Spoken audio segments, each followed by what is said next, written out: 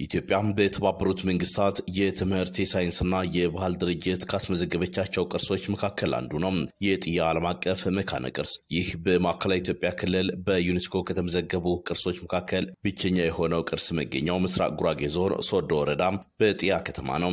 የመስህብ ስፍራውም ከአዲስ አበባ ከተማ በ86 ኪሎ ሜትር ርቀት ላይ የሚገኝ ነው። በመካነ ቅርሱ 41 ትክል ድንጋዮች የሚገኙ እንደሆነ የጥያ ዓለም አቀፍ መካነ ቅርስ አስጎብኚ ይናገራል። የሐውልቶቹ ብዛት 41 ሲሆን ርዝመታቸውም ከ1 እስከ 5 ሜትር ይረዝማሉ። ከዚህ ውስጥ ትንሹ ይሄኛው ነው። ግማሽ ሜትር ከስር ግማሽ ሜትር ከላይ በአጠቃላይ 1 ሜትር ረዝሞ እናገኘዋለን። ትልቁ የነበረው ግን እየተሰብሮ የምናየው ነው። የዚህ ስባሪ በዛሬ ጊዜ አዲስ አበባ 6 ኪሎ ዩኒቨርሲቲ ነው ቆሞ የሚገኘው። በአጠቃላይ እዚህ ግቢ ውስጥ 5 አይነት ሐውልቶች አሉ። የቱሪዝም መዳረሻ ቦታዎች እንዲጠበቁና እንዲለሙ በማድረግ የጎብኚዎችን ቁጥር ለማሳደግና የቆይታ ጊዜያቸውን እንዲያራዝሙና ከቱሪዝም የሚገኘውን ገቢ ለማሳደግ እየተደረገ ያለው ጥረት እንደ ሀገር ውጤት እየታየበት ነው። የጥያ ዓለም አቀፍ የመካነ ቅርስ ስፍራም ለጎብኚው ምቹ እንዲሆን ለማድረግም የመስህብ ስፍራውን የማዘመንና ምቹ የማድረግ ስራ እየተሰራ መሆኑን የምስራቅ ጉራጌ ዞን ባህልና ቱሪዝም መምሪያ ኃላፊ ብሩክታይት ጸጋይ ይናገራሉ። ይሄ ቅርስ በ12000 ካሬ ሜትር ላይ ያረፈ ትልቅ ቅርስ ነውና ይሄን ቅርስ ለዓለም አቀፍ ለማስተዋወቅ በርካታ ስራ ተሰርቷል። ያው የዓለም አቀፍ ቅርስ እንደመሆኑ የሀገር ውስጥም የውጭም ጎብኚዎች ወደ አካባቢው መተው እንዲጎበኙ እዚህ እንዲቆዩ መተው እንዲያልፉ ብቻ ሳይሆን እዚህ እንዲቆዩም ጭምር ትልቅ በመንግስት የተነደፈ ፕሮጀክት አለ። ጎብኚው የቆይታ ጊዜውን እንዲያራዝም የተለያዩ ፓኬጆችን ያካተተ የመቆያ ቦታም እየተዘጋጀ ነው። የቱሪስት ፍሰቱ ከ35 እስከ 40 ሺህ የሀገር ውስጥ የቱሪስት ፍሰት በአንድ አመት ውስጥ ያየዋል። ከ2000 እስከ 3500 በአቨሬጅ በአንድ አመት ውስጥ የውጭ ሀገር ጎብኚዎች እዚህ ሄል አካባቢ ይጎበኛሉ። እነዚህ ጎብኚዎች ግን እስካሁን ያለው እየመጡ አይተውት ብቻ ነበር የሚሄዱትና ይሄን መካነ ቅርስ ለዓለም ለማስተዋወቅ ብቻም ሳይሆን የዓለም ህዝብ እዚህ ቆይቶ እንዲጎበኝ ለማድረግ ትልልቅ ሎጆች፣ ገስት ሃውሶች፣ እንግዳ መቀበያ ቱሪስቶች መተው ማረፊያቸው ብቻ ሳይሆን እንዲቆዩ የተለያዩ ፓኬጆችን ያካተተ የመቆያ ቦታ አዘጋጅተናልና እያዘጋጀንም እየገነባንም ነው ያለነው። አቶ ዘመቻ እንዳለ የጥያ ዓለም አቀፍ መካነ ቅርስ ፕሮጀክት ጽህፈት ቤት ኃላፊ ናቸው። የመስህብ ስፍራውን ምቹ ለማድረግ 3.5 ቢሊዮን ብር በመመደብ ወደ ስራ መግባቱን ገልጸው ይህ ስራም በ3 ምዕራፎች የሚከናወን ነው ይላሉ። በ3.5 ቢሊዮን ብር ለግንባታ የተዘጋጀ ፕሮጀክት ነው። በ3 ፌዞች ተከፋፍሎ የሚገነባ ነው። የመጀመሪያ ፌዝ የመሰረተ ልማት ዝርጋታ ስራዎች ናቸው። ግሪነሪን የማልበስ ስራዎች ናቸው።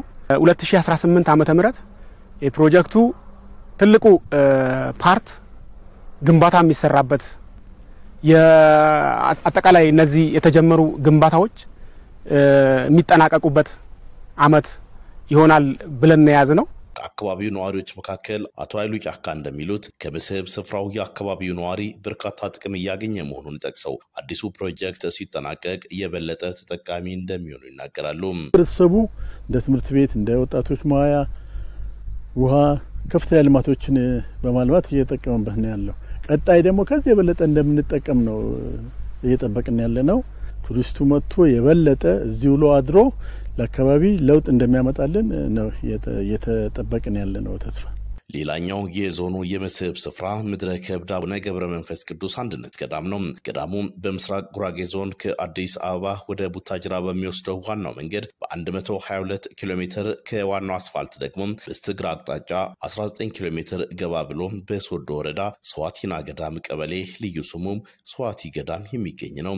የምድረ ከብድ አቡነ ገብረ መንፈስ ቅዱስ አንድነት ገዳም የተገደመው በቅዱስ ላሊበላ ዘመነ መንግስት ጀምሮ እንደሆነ በገዳሙ የመጽሐፍ መምህርና የገዳሙ አስጎብኚ መምህር ሐረጋዊን አበበ ያስረዳሉ።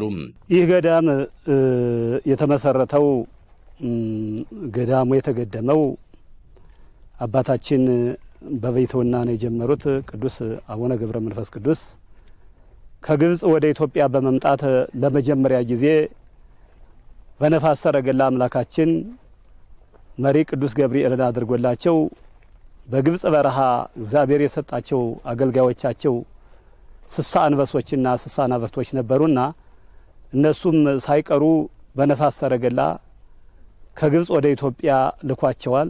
እዚህ ታላቅ ተራራ ዚቋላ ከመሄዳቸው ሌላም ቦታ ከመሄዳቸው በፊት ይህ ቦታ አሁን ዛሬ ሰረገላ ዋሻ እየተባለ የሚጠራው ታች አፋፍ ላይ ያለው እሱ ጋር ነው ያሳረፋቸው መልአክ። ከዚህ በኋላ መልአክ ወደ ሰማይ አድርጓል።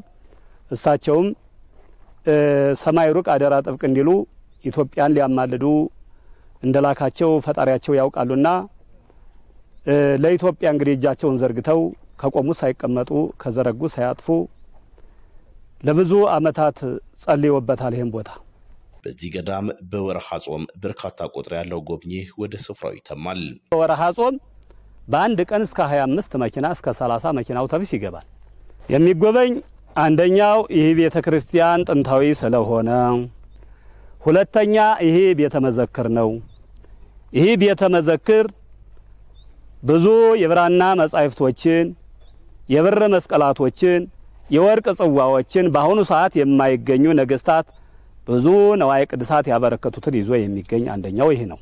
ሌላው ሁለተኛው ሰረገላ ዋሻ ነው።